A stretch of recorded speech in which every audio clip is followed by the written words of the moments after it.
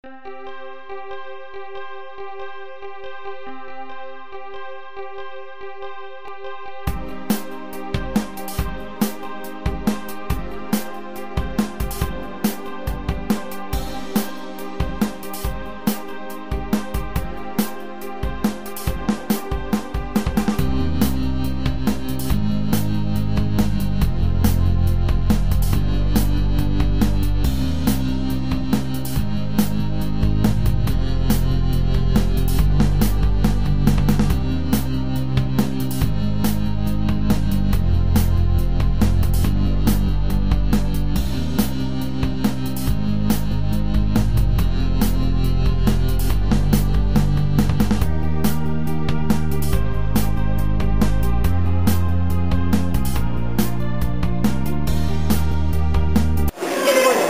vážené študentky, sme práve dopozerali film o vývoji ekonomických teórií. By som sa vás rád spýtal, že aký je váš názor na využívanie multimédií pri výučbe ekonómie napríklad? Je to veľmi dôležité v tejto dobe, pretože doba kráča dopredu a určite aj technika. A je to také obzvláštnenie a určite sme sa naučili veľmi veľa z tohto filmu, čiže je taký pozitívne na týchto hodinách. Lebo že to nie je také klasické, ale to niečo nové. A myslím si, že do budúcna je to veľmi pozitívne. Tak ďakujem, môžem sa spýtať ďalší názor? Je to dosť originálne a je to istá motivácia a inšpirácia pre študentov, ako vylepšiť svoje štúdium a nové originálne myšlienky, čo boli v minulosti. Dobre, ďakujem pekne. Môžem tiež názor poprosiť?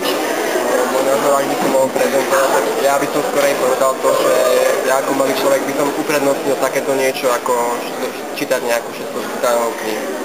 Takže to bolo lepšie ako kniha? Určite. A čo hovoríte na účasť, ktorá dnes tu bola? Neviem, akým spôsobom sa to toľko ľudí zhromaždilo, ale bolo to dosť ľudí. Dobre, ďakujem pekne. Tak, tiež sa spýtam, že čo na to hovoríte, na to, že robíme takéto niečo multimédia na výučbe? No, mne sa to strašne páčilo. Bolo to lepšie ako na hodine alebo z knihy, lebo tam boli aj príklady, sa to dalo pochopiť. Tak, ďakujem pekne. Tiež tá istá otázka a tiež, že čo do budúcna, čo ďalej? Ja si myslím, že multimédia vo výučbe sú veľmi dôležité, ale najdôležitejšie práve ten obsah. Konkrétne tento dokument sa mi veľmi ľúbil, pretože podľa mňa zhrňoval celú základnú ekonomickú teóriu veľmi pútavým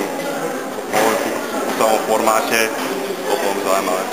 A ešte sa spýtam, sme sa na seminároch púšťali také videá rôznych ekonómov zo zahraničia, aj nejaké animácie.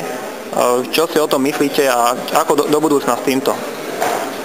Ja si myslím, že mohlo by to mať nejaký účinok, ale v prvom rade to musíme veľmi kvalitné videá, čo som pozeral minulé, tak nebolo to nič moc, skôr také pútavejšie si myslím. Dobre, takže treba pútavejšie. Áno, ďakujem. Tak a dievčatá, sa spýtam, čo si myslíte o tom, že sa využívajú multimédia pri výučbe a ako ďalej s tým, čo by ste navrhovali? Mne sa to takisto páčilo, pretože je to o niečom inom, proste keď študent číta iba knihy a keď sa pozrie napríklad nejaký zaujímavý film, viac si zapamätám a je to proste zvuk, je to obraz, nie je to len čítané a napríklad ako sme mali už na seminároch tie videá, tak tie samozrejme tiež vstúpajú v hlavu študenta, avšak že boli v angličtine, takže moc som z toho nemala. Takže do budúcna, ak nejaké preložiť alebo titulky spraviť alebo také niečo? No buď titulky, alebo ak by sa tak dali dohnať, že už teda reklamné, alebo nejaké nadabované, alebo také. Takých je málo, ale ďakujem. No tak je oveľa putavejšia takáto výučba, ktorá je spojená aj s obrazom. Tak a do budúcna čo? Čo by sme ešte mohli zlepšiť? Zlepšiť?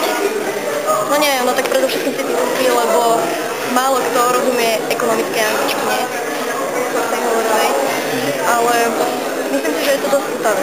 Dobre. A ešte sa spýtam, čo si myslíte z hľadiska angličtiny? Malo to nejaký prospech pre vás, že vám to pomohlo aj s ekonomickou angličtinou? Ja si myslím, že áno. Dosť slov už rozumiem hlavne aj z toho, že keď študujem napríklad Sovetsko a vidím tam, kde používame už na prednáškach tie ekonomické názvy a potom keď to vidím a počujem takto vo filme, tak si to utvrdím a Tak, ďakujem veľmi pekne. A ešte sa... Môžeme ešte aj k tomu? Áno? To je zase na druhej strane, že tá angličtina na našej škole, si myslím, že by mala byť každý semester. Každý semester. Áno, je to slabé jazyk. Takže treba to ešte vylepšovať, tú angličtinu. Tá angličtina na Slovensku je dosť podstatná a je všetkých na to. A ešte sa spýtam, hľadiska toho filmu, boli tam konkrétne situácie v histórii. Že pomohlo to nejako pochopiť lepšie súvislosti historické, tie vývoj akademického myslenia? Samozrejme, keď to čítate len v knihe, to v podstate len nejaké frázy a snažíte sa ich nabysliť. Ale tým, že to vidíte v histórii, tak už je to v podstate aplikované a lepšie sa to chápe. Veľmi pekne.